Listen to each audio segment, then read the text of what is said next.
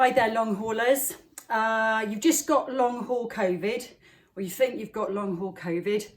What do? So I got it 355 days ago, still counting.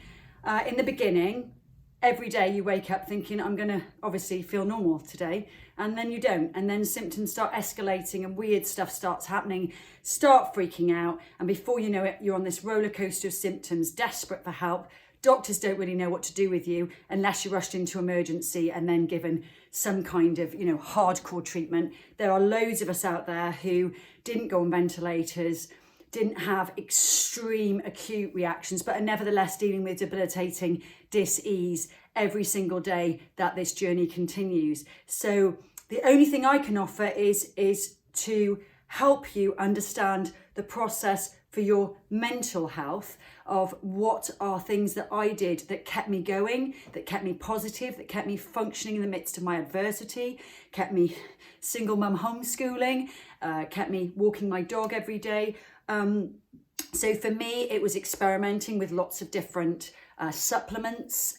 All my friends would, from all over the world would email me different things to try for chronic fatigue, for tachycardia, whatever, when your heartbeat starts racing and palpitating, and insomnia and nausea and paralysis of limbs and all the weird, crazy stuff that happens. So I tried lots of different things, and it really is an experiment. And all I can say to you is you've got to really follow your heart, and in your community who to trust.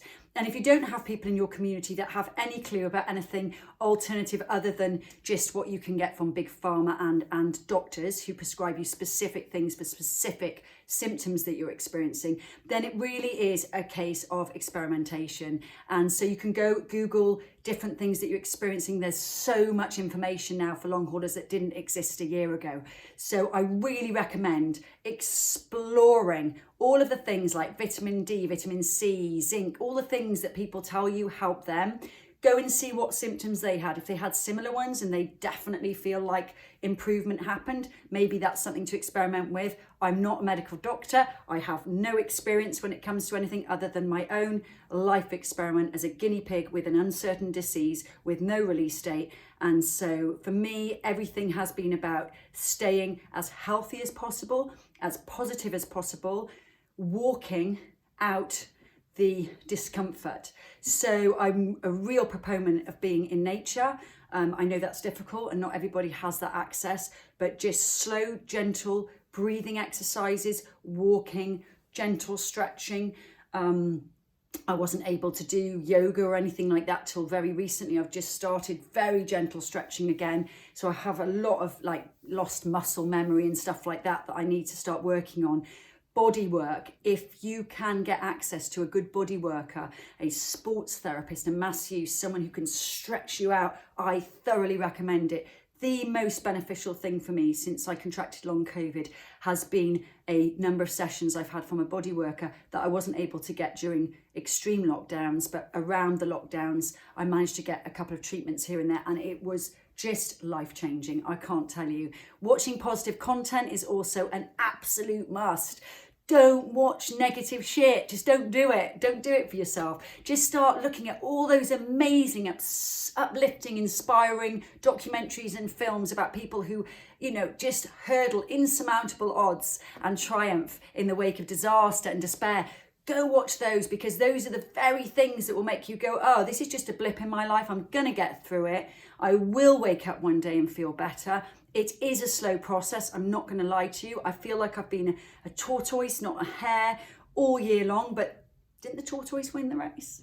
So see this as an opportunity to change your life, change your mindset, change the way you pace, change the people that you hang out with, change the conversations you have, and see yourself as like a guinea pig in this crazy experiment that if you get through this and you try things that are helpful, you're going to be able to help other people that are despairing. Because the one thing that is very clear is that there are thousands of us, and every day thousands more, and people are really scared, and I was really scared in the beginning. I had no idea what the hell was going on, and until about 3 months into my long COVID journey, when I finally got onto Body Politic Slack, the group, sorry, I did a morning neti pot. That's something that I definitely recommend, and so I'm always got a dripping nose.